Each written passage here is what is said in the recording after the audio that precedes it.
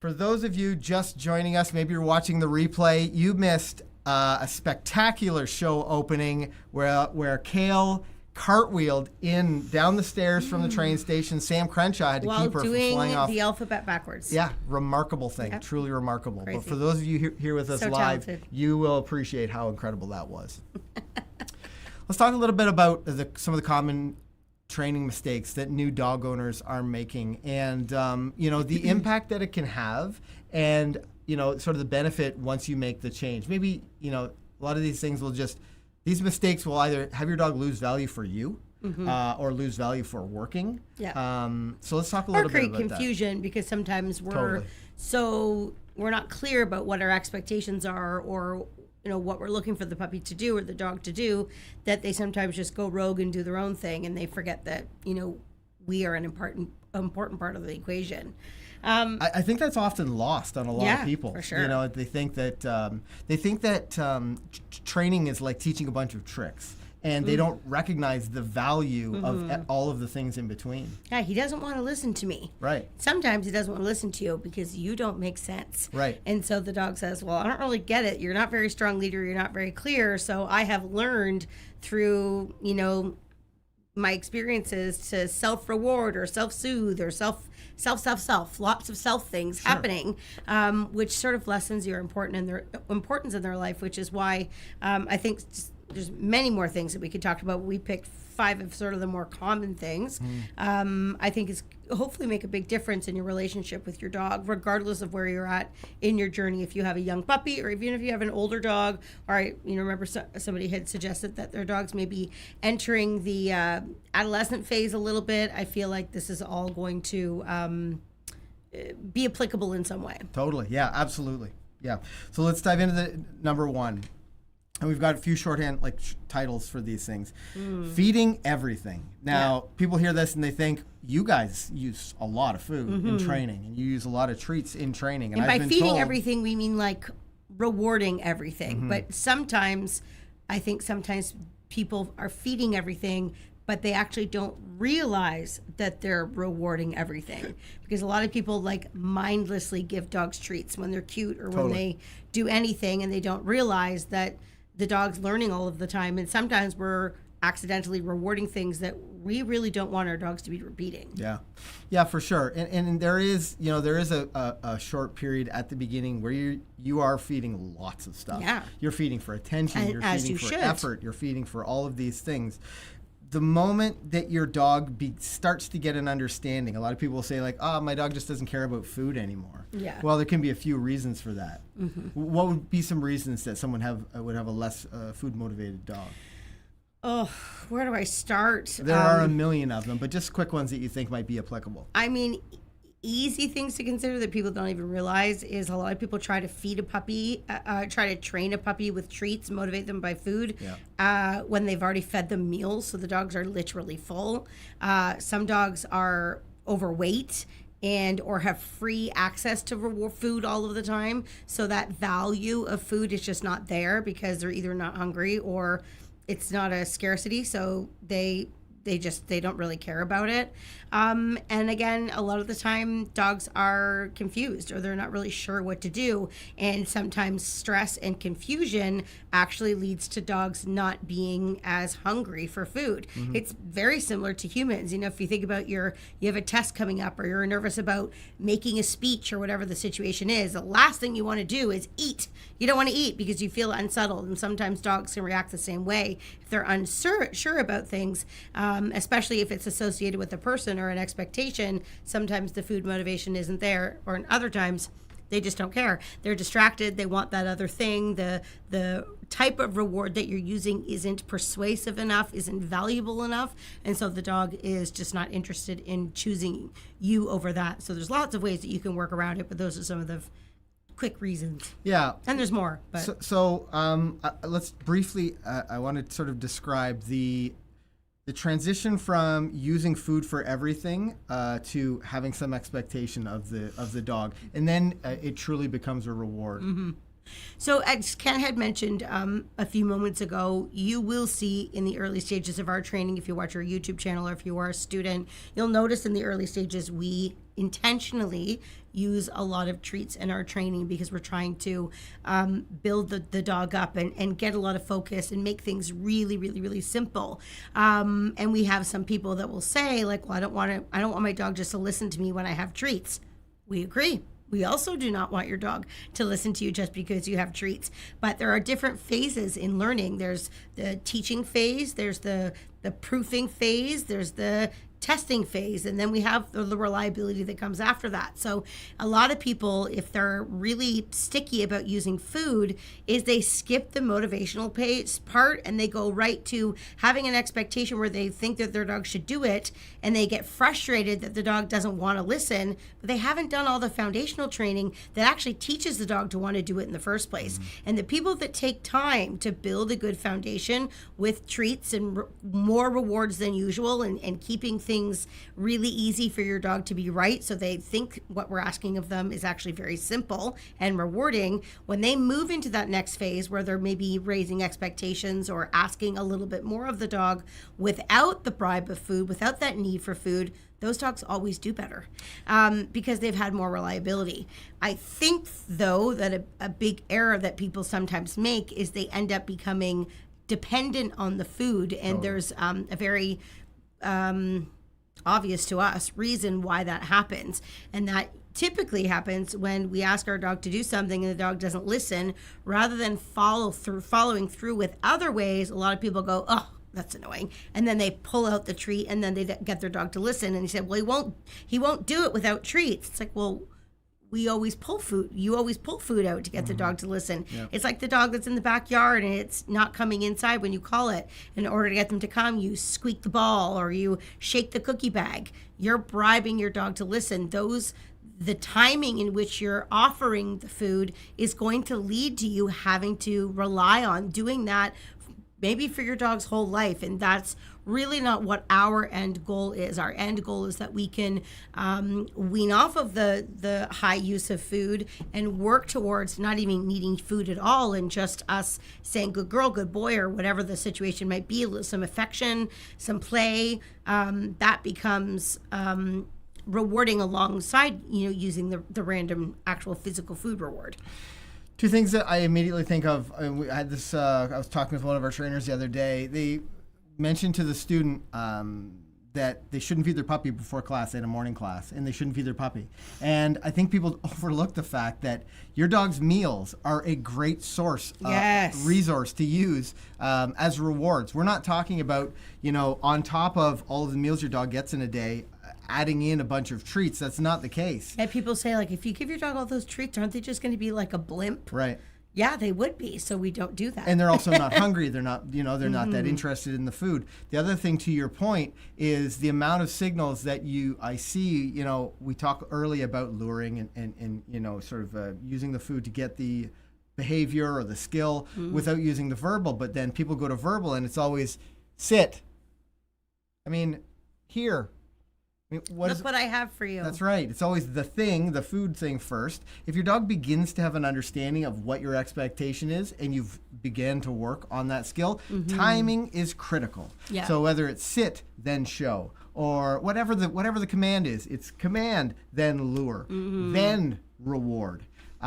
Getting those things out of order completely undoes your training and makes your dog dependent on food. If you're thinking to yourself, the only time my dog does something is when I shake the bag of cookies or when I reach into my pocket, what do you think the cue has become?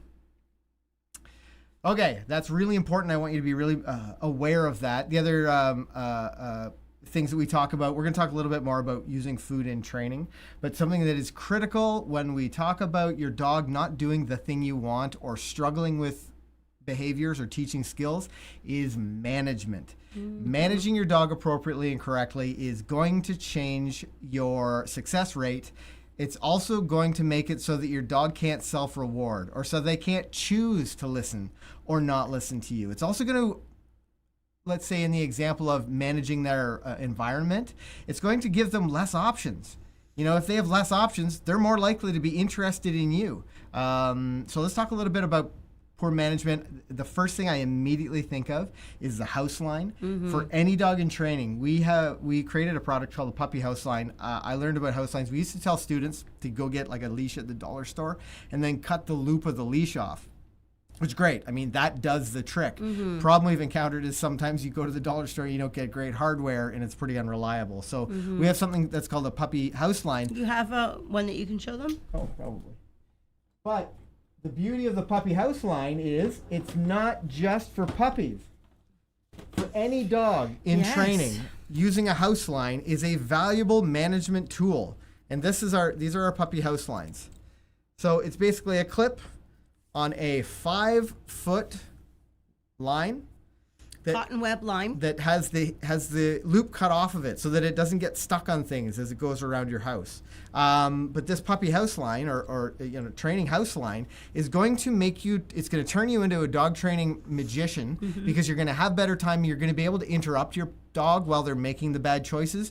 It's also going to give you way more control, and that is the name of the game here. When we're talking about mistakes that people are making, it has a lot to do with how they manage and the control they have. Yeah, a lot of it is about follow through and timing, as Ken had just said. And a big mistake that people will make with the dogs in the house is they aren't able to interrupt or prevent the dog from making poor choices. So I actually had this talk with our new Life Skills 1 students last night.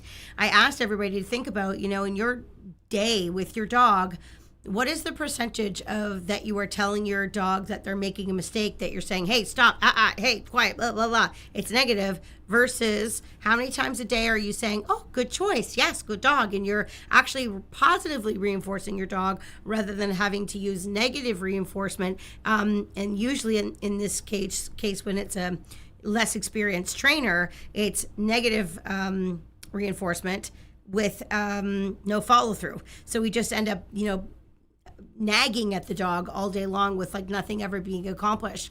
And then when the dog hears all of these repetitious commands, which we're going to get to more in a second, it just goes in one ear and out the other. So our goal is that we're able to control our dog's environment so that we are setting them up to make really good choices. If I have a house line attached to my dog's collar and I'm, in the kitchen and I'm trying to make dinner and my puppy decides to jump up and grab something off the counter and run away with it, I don't need to spend 10 minutes chasing my dog around the house because I have, the dog baby gated into the kitchen with me and my puppy's wearing a house line. So it takes me about 10 seconds to stop the dog from, having a party, self-rewarding themselves, and then I can address the issue. So I'm able to address things with a calm demeanor because I'm not frustrated after chasing the dog and trying to rip something out of their mouth.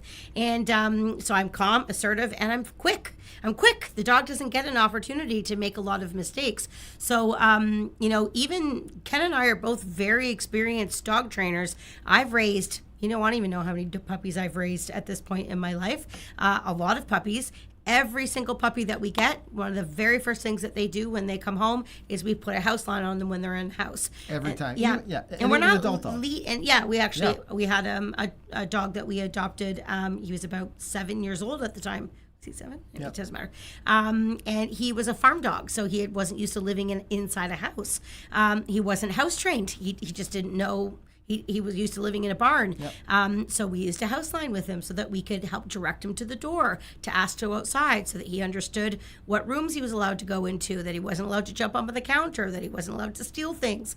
The house line, honest to God, is a game changer. And if you are having issues with your dog in the house not listening, now it's not a magic line you just attach and then wham, it does all the work for you. It's going to allow you to have better timing and follow through so that your training can be better. And it's, it really makes a big difference. That along with the crate as well. I just got an idea. I'm going to make a quick phone call. And can you talk a little bit about maybe strange request? Yeah, I have an idea because we were putting something together with the product team. And okay, sounds good. I actually mentioned towards the end about the crate. We are huge crate lovers, here at McCann's as well. And we really feel that using the crate is an opportunity to give, to stop the dog from having the ability to go off and do whatever they want to, so that we can actually continue with our everyday life things, whether it's helping the kids with homework or going can you maybe a little bit more quiet? Can we put together? It's very distracting. Anyways, so utilizing the crate will be a really, really helpful thing, along with your baby gates, house lines, whatever it might be for your management tools. I had mentioned before about the house line helping us to stop our dog from having us say things over and over and over again without any follow through. So, for example, if your dog is barking outside and you would love for your dog to learn to be quiet when you say be quiet, often what happens is we forget that we have to train our dogs how to respond to different commands. So often what people do is they yell quiet when the dog's barking, and your dog's not heard quiet before. They don't know what that means. And then if the dog doesn't listen, people tend to resort to saying the command again and perhaps sounding a little more frustrated, a little bit more angry, and they keep repeating themselves. And all you're teaching your dog is that eventually you're going to sound real mean and you're not going to follow through. Or perhaps you get so frustrated that you finally do something about it, but it's after you've already said it 8 times. So that's not very clear information. So you want to be careful about repeating yourself. In the early stages of training, there's a couple ways that you're going to go about it. When your dog does not know the command that you're asking them because they haven't had enough foundational training with it, we would suggest making sure that you give the command, whatever command you're working on: sit down, come, heel, quiet, in your crate, doesn't matter what it is. And then follow through right after you say it that one time with something that's going to assist your dog to listening to you. And this is really, really important. So when I'm trying to teach my dog to do something new, I don't yell come and then cross my fingers and hope that it magically happens. I'm going to do a bit of word association. I'm going to say come, and then I'm going to do something that gets my dog to come to me. It might be show them some treats and run away. It might be dangling my puppy tug and have them race after me and play a game of tug. It's going to do something that gets my dog to listen.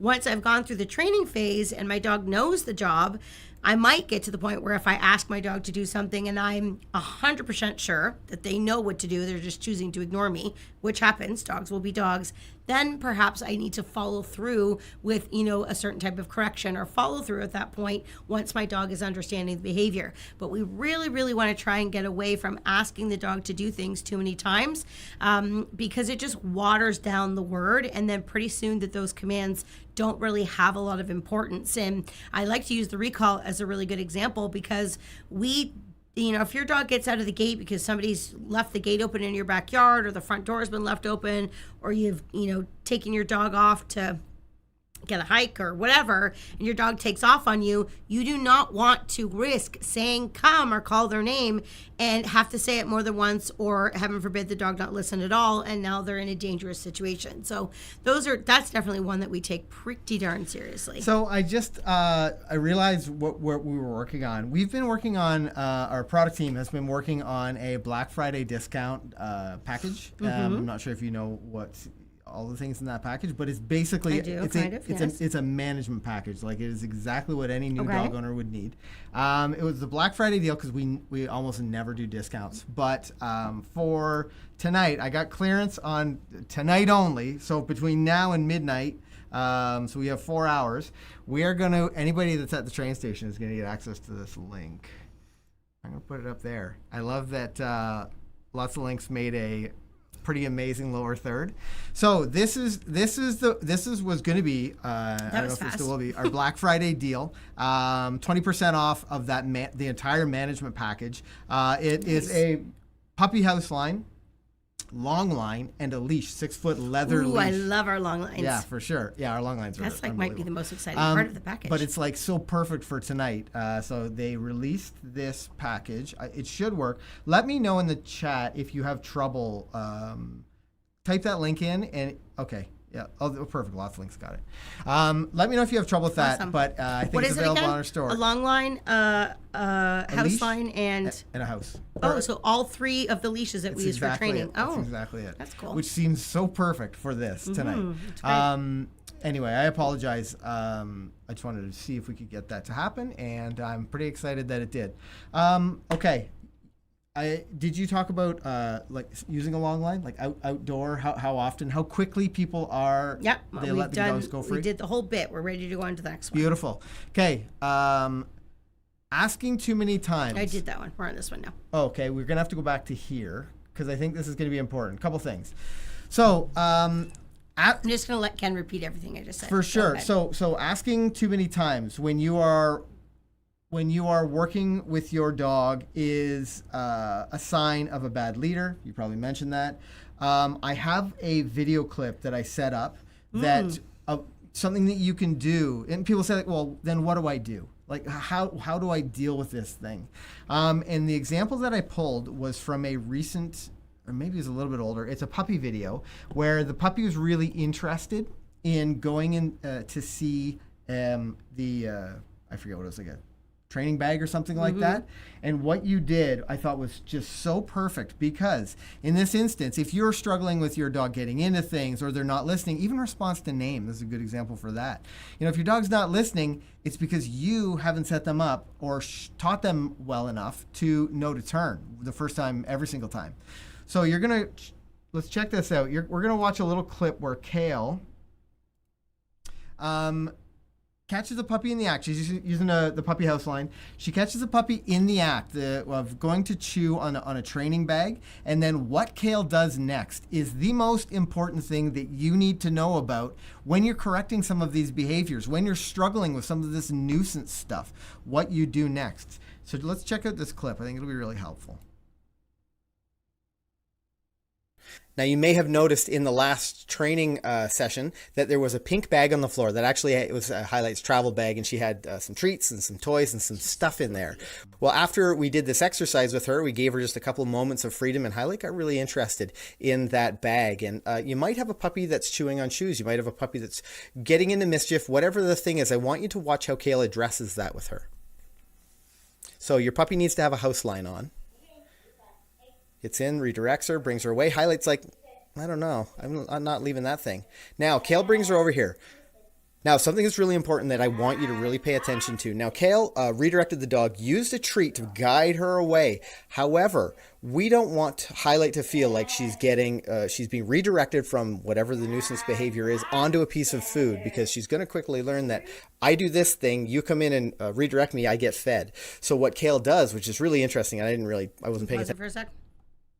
I think it's important to even expand on what you just said. Yep. So if your dog is, if they've grabbed something that they shouldn't, or they're getting into something that they shouldn't, you redirect them and then you give them a piece of food. Ken had said we don't want them to think that if they leave that thing, they're going to come and then get fed. Just to expand on that is, what sometimes dogs will do if we reinforce them too quickly is they will actually start to pair, oh, I get it. I go and I get into things, you call me, and then you give me a treat. So maybe the more I go and get into things, the more you'll call me away from that thing, right, and then get rewarded. So it's really important, the timing in which you deliver that information, which I'm sure I'm going to expand on in a moment. But it's important that we're not rewarding the dog immediately. So what I wouldn't do is go over, and you'll notice that when I don't know if it's going to play again, but when I went over to get Highlight, I didn't put food on her nose. I actually used the line to get her away. I gave her a couple little pulls on the line to get her to move away. And once she sort of had made the decision to be like, oh, okay, I guess I'll come with you, that's when I showed her the food. And then when she came to me, I didn't even give her the food yet. I made her do something for me. I asked her to sit. Now, she's a young puppy. She doesn't really know how to sit super well. So I just used a bit of a hand gesture to help her into that sitting position. And then I rewarded her so that she was learning, listen to me when I ask you to, move away, and then engage in me, in my attention. So it all happened very fast there, but the timing was very, very specifically happening there to make sure that I wasn't creating a bit of a vicious circle with the puppy in future situations. Totally. I think the other thing we should point out is that this video is so old that two things. I have hair, and the house line was literally a line. Like it was just some line. Also, those headphones look very old. Those cool headphones. Into this cool. when I was holding the camera, but what you see her do is she gets Highlight to offer something else. She redirects her, which is very clear. Don't do this. Brings her over, and then just lures a sit. Highlight offers a sit. Now she has an opportunity to reward her in that position, but you mustn't allow your dog to continue rehearsing these behaviors. So using something like a house line, in this case it's just a little piece of rope with a clip on it, is really, really important. That gave Kayl the control she needed to guide Highlight away. With bump, bump, didn't really work. She's still interested. A little bump, bump, bump, a little more until she committed away. Then Kayl used the food, had her offer something, some work, some effort, and then rewarded her for that. Are you going to talk about what I did at the end there, though? Go back. Okay. Can you go back? Because what you were talking about was still about the house line, and what happened in the last 15 seconds of the video was Little piece of rope with pure with brilliance on the dog's clip part. on it is really, really important. Okay, just pause it for a second. So I paused it before you needed to pause. thank you. It's getting good. So as we're talking, Ken was sort of reiterating about how to use the house line in that situation, which was perfect. But what was happening after I asked Highlight to sit and I gave her a treat is I actually initiated the puppy, Highlight, to go back to the bag intentionally and got her distracted. But this time what I did is I used it as an opportunity to teach her to leave it and to come over to me when I called her. So I actually let her go and stick her head in the bag, and then I called her name, and I didn't show her the treats. I just waited to see what she would do. And because I had just moments before rewarded her and engaged her, she chose to leave that distraction and respond to me right away. And then I gave her a little jackpot. And then I repeated it again. I let her go over and check out the bag, and I called her a second time. Again, every time I called her, she got faster and faster. So she started to learn, I understand the rules. I leave that thing, and if mom calls, she wasn't my puppy. She was a borrow puppy for the day, but when you call, to leave that item or leave that distraction and come to you right away. So again, I didn't just say don't leave that, don't touch that, and then move on with my life. I took an opportunity. I seized a very natural training opportunity. It took about 15 seconds, right. And I got several repetitions in there of telling her what a great choice she was making. Again, bringing back to what I said at the very top of the show is how many times are you telling your dog they're right versus telling them that they're wrong? And I gave myself several opportunities there to let her know she was right, which I feel is really important. Yeah. Okay. Overfacing the dog with challenges is one of the next things that I want to talk about. This is something that people do very quickly with their training because I think they have the expectation that, like, well, my dog gets it. Mm-hmm. Oh, he's learned it. He can go out in the yard. Or I don't really want to go get my long line, or I don't want to go get my leash and take my dog outside. Let's just see what happens here. Mm-hmm. And overfacing the dog with challenges is the best way to undo all of the hard work that you've done so far. The other thing, Kayl was talking a little bit about good management. And I was thinking about overfacing the dog with challenges. If you have a young dog that has house training problems and you allow them access to the entire main floor of your house where you can't see them, that's also facing your dog with challenges. You know, it's too much for them to be expected to make the right choices. So we need to set our dogs up for success. Part of the when you're outside, as an example, one of the ways that we can figure out, are we making this harder at the right pace or not, is we talk about the 3 Ds: distance, duration, and distraction. Mm-hmm. These are the 3 things that will very quickly make it more difficult for your dog, but they're absolutely the kinds of modifiers you need to add to your training session to work through this stuff. It's great if your dog can walk on your left-hand side in the hallway. It's wonderful if they respond to name in your kitchen or in your driveway or in your parking lot. But it's not okay when the moment a car goes by or someone's walking by, if that stops working. You need to be able to work through some of these things. One of the big mistakes that new dog owners make is they quickly rush to the next stage of their training without really thinking, am I going to be successful here? Because the moment your dog is gratified, self-rewarded, and learns that, you know what? I didn't listen that time and the outcome was actually pretty darn good. you are in trouble. You're going to have to go back and work through all of those steps again. And now you've got a new challenge. You've got to figure out how to train through this distraction depending on the reward level. Let's talk about using the 3Ds, how you'd start using the distance, distraction, or duration in a training session. Let's imagine a leash walking training session. Yeah, I think people have to be careful also that they're not doing all of those things at the same time. That's another way that people will overface their dog, is they'll, have a bunch of distractions, or they'll be in a distracting environment. And then, they'll try and, what did you say, walking? Regals? Yeah, let's try leash walking. Pretty straightforward. I think a lot of you guys, let's ask the chat. Yes, that's. What's one skill, if you want to talk about increasing the distance, distraction, or duration for a skill? By a vote, we're going to find out what skill are we going to talk about. Let us know. What's the skill you're working on right now?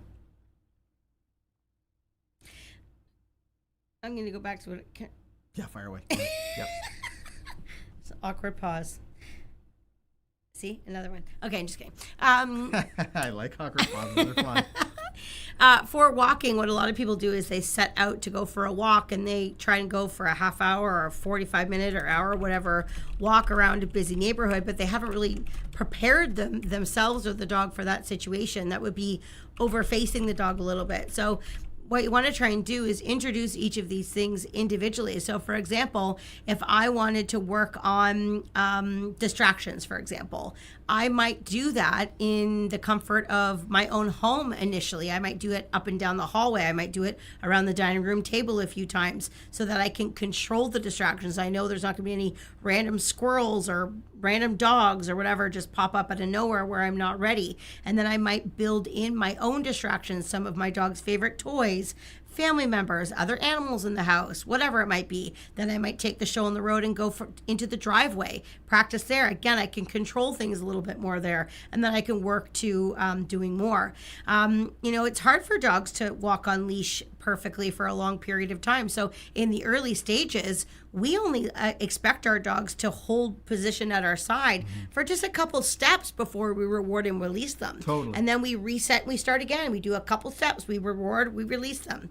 And then as the dog starts to go, that was easy, we ask for more and more and more until pretty soon you're able to go for your long walk and there's no problem. So again, when you're struggling with something, try to think about how it's possible to break that particular skill into different parts and then just hone in on the one part rather than overfacing your dog by adding so many challenges at one time that it is just so difficult for your dog to be successful. And sometimes that means changing your routine with the dog, and walking is a good example. People are flabbergasted when we suggest that they stop walking their dog during the time frame that they're training their dog to walk. People are like, well, what do I do with the dog? There's all kinds of things you can do with the dog. We literally have made videos all about this. Yeah. We talk about this in our programs all of the time because we do this with our own dogs. My own personal dogs do not go for a walk around the property, around our property or around our neighborhood, or I hike my dogs in trails a lot. They don't even set foot on a trail until they've had months of training. So that when I set out to that situation, I have tools, I have some skills, but they're doing all kinds of walking work for the first time frame, whether it's, all the things I've just listed, distractions in the driveway, in the hall, in a parking lot, whatever it might be. I'm doing lots of things, but it's so controlled that my dog's mainly doing it very, very well because of how I'm setting the dog up around me. And that's the best way to train. So it was a close race, but I see like a bed stay or a stay. Someone also has a place. Let's talk about that in terms of increasing the distance, distraction, and duration. We use a like a bed stay or a place a little bit differently in our training in the McCann method because it's a little bit less formal, but this could be an opportunity to just talk about stationary exercises, for what you might think is a stay. Yeah. So how are we going to increase the 3 Ds over time as we build out the progressions of a stay for your dog? So first off, you want to make sure that your dog is very comfortable going to that spot and either sitting, or we really like, if we know it's going to be something that the dog will be doing for a lengthy period of time, we prefer to have the dog lie down. Just it's more comfortable. It's easier to maintain that position. When we have young puppies, one of the very first things that we teach our puppies is how to go onto a dog bed and lie down for treats. And in the early stages, the expectation that we have is just follow food, go onto a bed with all four paws, lure them into a down position, and then we feed and reward immediately. And then we say, okay, let the dog get up. There's no duration that we ask at all. It's just run to the bed, lie down, get a treat. Run to the bed, lie down, get a treat. Run to the bed, lie down, get a treat. So the dogs start to become like, whoa, this whole bed thing's really fun. Then from there, and again, while I'm doing this, there are no distractions. Our other dogs are away. Perhaps we're in the kitchen, just the two of us and the puppy, or one of us and the puppy. The other dogs are behind a baby gate or downstairs in their crate or whatever it might be, so that I'm not being challenged. And then from there, I might have several treats in my hand. And I might have my dog go on the bed, lie down. And again, I don't have any distance. I'm standing literally right in front of the puppy, in front of the bed, and I would reward 1, 2, 3, 4, 5 times as the puppy remains on the bed until I release them. Then I might try to stretch out the time in between the cookies so that I'm working up to several seconds, maybe even up to a minute or more. Again, still staying close to the dog. What I'm not doing is asking the dog to go on the bed, giving it a cookie, and then walking away and expecting the puppy just magically understands how they're supposed to stay on the bed. Right. My goal is that my dog can lay on the bed while I'm taking things in and out of the stove. My dog lays on the bed as, somebody knocks on the door and they want to come inside. Our dogs know to lie in a bed and just stay there until somebody comes in. So you're working it from the early stages by adding each of those things progressionally and slowly. And if you start to see that your dog's not ready, you'll see that because your dog's going to keep getting up over and over and over again. That tells you that what you're doing is not working. It's too difficult. You're making it too hard for the dog. Think about how you can dial it back and go more slowly. That's a great one to do because dogs do pick up on it really quickly. You're going to get success a lot faster practicing your training skills with a skill like that versus like taking your dog for a walk around the block. So that would be a good one to start with. The other thing, as you were mentioning this, and I can see, I know a lot of new dog owners will think like, okay, well, I mean, he stayed for 3 of them. He only got up for 1. Our expectation is much higher. Your expectation should be much higher. If your dog breaks once, you need to go back and make it easier. Like get 9 successful repetitions and then increase the challenge a little bit. I mean, I'm sort of arbitrarily picking numbers, but if you are early in the training, you need to be successful a lot more often than you're not. Yeah. You just don't want to be putting in all that extra effort and not giving your dog great information. But I love, to your point, I love these stationary exercises in like making you a They're better a bit dog more trainer. concrete as well for Yeah. people to understand, to have expectations. They're either lying on the bed or they're not. Yeah. And that allows you as a handler, as a teacher for your dog, to rehearse giving your dogs information that's black and white, which sets your and your dog's relationship up to maybe move on to more challenging and more complex behaviors to train. Yeah, absolutely. Also, this is a bit of an aside. The stay might be the single most important thing that you work on with your dog, period. Here's why. Working on the stay teaches so much leadership. It lets your dog know that I can set some rules. They're very clear boundaries. And although we focus in our programs on things like recall, walking on leash, and some of the functional stuff as well, that stay is a powerful skill. Yeah. It's also easy to get wins. And some days you're like, oh boy, this is not going well. Maybe you can work on a stay toe to toe with your dog, work your butt off, get that win, and get the heck out of there and go do something fun. Mm-hmm. Sometimes you just need those kinds of wins. Expectations. Let's talk about expectations. What might an appropriate expectation be for a new dog owner who's got a dog in training, and why it's what are some of like the common mistakes that people make when it comes to expectations? I think that people generally, I would say, have too low of expectations for their dogs. They tend to set the bar low accidentally, simply because they don't really know any better. And they don't realize that dogs are capable of a lot more if we, lay that out on the table for them. Things like I used this as example the other day. It's an easy one. Somebody left their dog in a sit stay and they walked away. And while they had walked away, the dog laid down. And I had said, oh, make sure you go in and fix that. And they were like, yeah, but he's still staying. Right. And it's like, yeah, but you said sit stay. You Right. didn't say down stay. Yeah. And what happens is when we make the criteria gray like that, even though it's very simple, yes, the dog is still staying there, which is good, except it's not great. And we want you to have a higher expectation.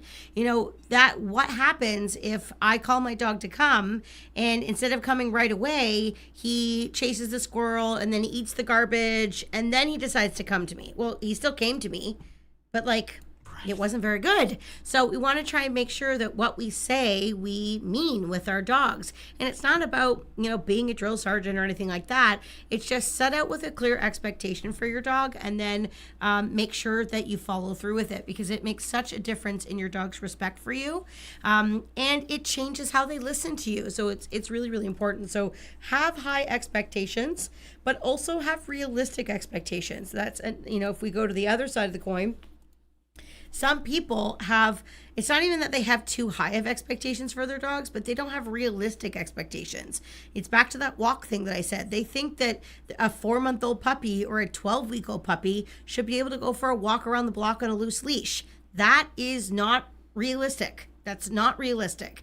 And then they come home and they're frustrated. Well, he won't stop walking. He just picks up everything up off the floor. He pulls, he barks. No blank, Sherlock. It's because they don't know any better. So you make sure that your expectations are realistic for your dog so that they actually have a chance, having a win and doing something right. The other thing that I hear a lot from people, which drives me absolutely bananas, is when people say, well, he knows this. Right. He should know this. Yeah. Well, if he knew it, he would do it. Yeah. That's just sort of how it works. And it could be that he knows it, but he's just pushing your leadership and he's seeing if you're going to follow through. Or he really doesn't know in that scenario. He doesn't know in that environment. He doesn't know with this level of distractions. He doesn't know with you this far away. He doesn't know with not having food in front of his nose. There's so many reasons why a dog might listen perfectly in one situation and then not in another. So anytime you find yourself saying, he should know this, check yourself and think about, okay, why is my dog not doing this? Is it because he's like pulling me over and I have to, follow through?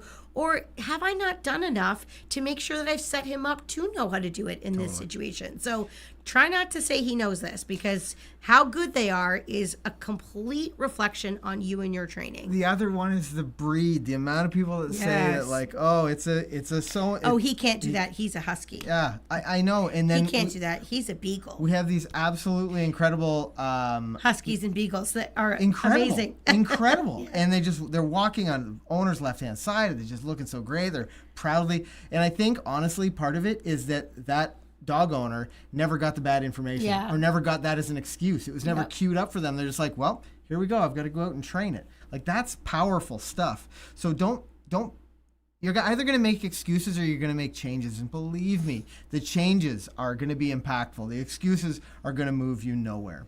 There's something that I just lost. Darn, it was just at the top of my head, talking about expectations. Bad information in the household. This is another one. Inconsistency between owners. Totally. Yeah. This is another one that Family I feel really guilty when I talk to a student who says, like, oh my gosh, things are mostly great, except my husband lets the dog jump on the thing, or my spouse allows the dog to chew his. My spouse doesn't want to use the crate because he feels guilty, and then right. One family member is struggling so much trying to do the right thing, and the other person is just actively, unraveling everything. Yeah. That's not fair to different family members, and the one that it's the least fair to is the dog. For sure. Dogs crave black and white information. They want things to be very, very clear. And when multiple people are giving dogs totally different expectations and communication, the dog either get stressed because they don't really know what to do to be right, or most dogs just check out. They say, you guys don't have your act together.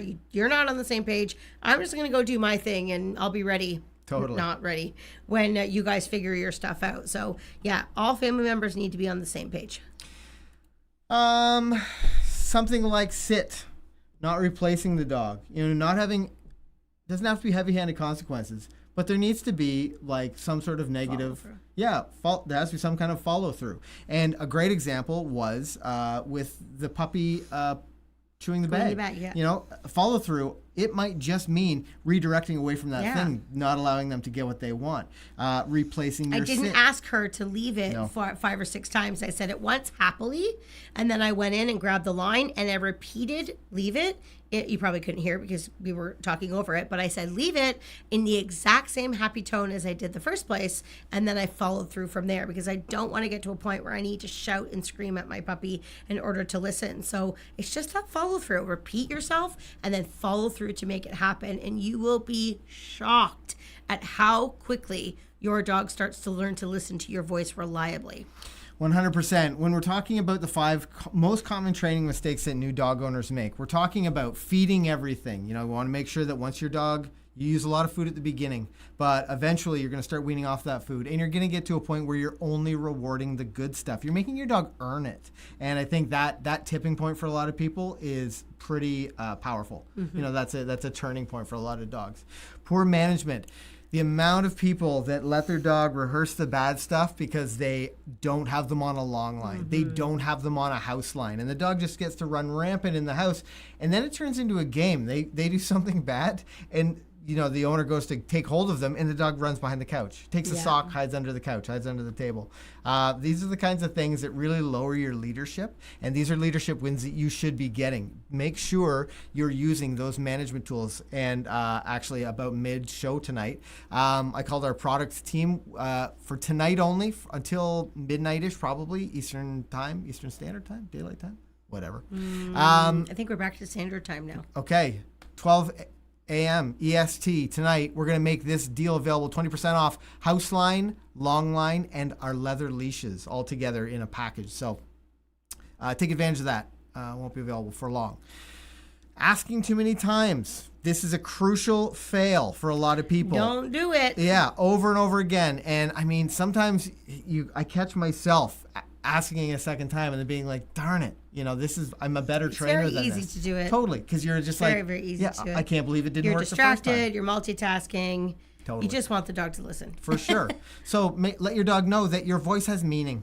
You know, you're ready, especially in the training phase, you're ready to redirect them or whatever needs to stop them if they make a mistake. You're also ready to reward them, to acknowledge the great choice when they choose the right thing. The moment you call their name, they turn back to you, you can yes that. Maybe even run away. You know, make it exciting. Make it worth it for them, because whatever they've just been interested in had their full attention. So make sure that you are not asking too many times and you're ready to do something, whether it's deal with the bad or praise and reward the good stuff. Overfacing your dog with challenges. This is definitely the point where people stall. You think your dog's okay to go for a walk. You think your puppy's okay to go out and have a little bit more freedom. And unfortunately, they're not. So just be really aware of the fact. When's the last time you can't remember it not working? If you can't remember the last time they didn't respond to name, if you can't remember the last time they peed in the house, if you can't remember the last time they pulled on leash when you were doing walking training, it's time for the next step.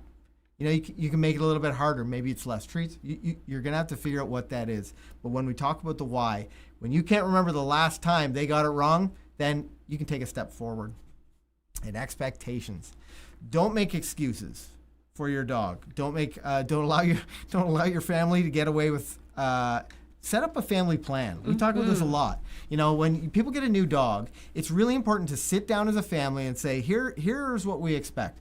The dog is not allowed on the couch. As an example, you know, you sort of set your own family rules. The kids can't take the dog for a walk, but they can do these kinds of things with them. You know, really be clear with everyone in the household about what your expectations are, so there is no confusion. Perhaps it's like a puppy training blueprint. Oh, that would be an interesting idea. That would be an interesting idea. Perhaps for an upcoming video that we may have already shot that may be coming out very soon. Absolutely. Basically boiling that down to Kayl's point, say what you mean and mean what you say. That's really powerful. That's how you become a great leader for your dog. That's how you give them clear information. That's how you speed up the training process. Is there anything else that you had that you wanted to add to the show? No, I just think that if you are, enjoying this type of dog training talk, and it's, allowing you to kind of think about what you've been doing with your dog in terms of their training, think about the big picture. If you want to work with us a little bit more intimately in terms of getting structure, or like actually a program, step-by-step weekly program, check out our Puppy Essentials if you have a dog that's under 4 months. Check out Life Skills if you have a dog that's over 4 months. We have an in-person, beautiful facility in Flamborough, Ontario. But if that's too far of a drive, we have worked hard to make sure that our, 43-year program that we've developed. We've been doing this for a long time. We've shifted that to be able to be used online as well. So check us out. Come and be part of our community. We do these types of things privately behind our student wall all of the time, where we talk about all kinds of things. And with no further ado, with all of the teaching, all of the training, all of the things that we've talked about tonight, the rest, my friends, that's up to you.